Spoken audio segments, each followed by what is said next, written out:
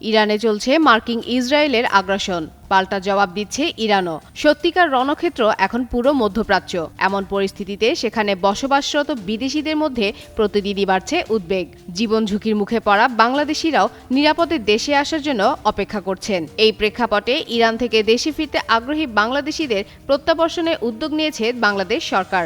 পররাষ্ট্র মন্ত্রণালয়ের কর্মকর্তারা জানিয়েছেন, দেশটিতে থাকা কয়েকশো বাংলাদেশিকে ফিরিয়ে আনার সিদ্ধান্ত নেওয়া হয়েছে।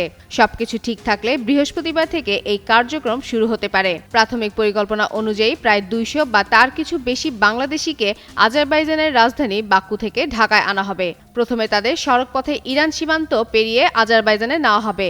এরপর বাকুর হায়দার আলিয়েভ আন্তর্জাতিক বিমানবন্দর থেকে বিশেষ চার্টার্ড ফ্লাইটে দেশে ফেরানো হবে। প্রত্যাবাসন কার্যক্রম তদারকির জন্য তুরস্কে নিযুক্ত বাংলাদেশি রাষ্ট্রদূত এম আমানুল হক বাকু যাচ্ছেন।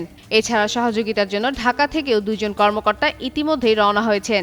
সরকার দ্রুত এই প্রক্রিয়া সম্পূর্ণ করে প্রবাসী বাংলাদেশিদের নিরাপদে ফিরিয়ে আনতে কাজ করছেন বলে জানিয়েছে সংশ্লিষ্ট কর্মকর্তারা।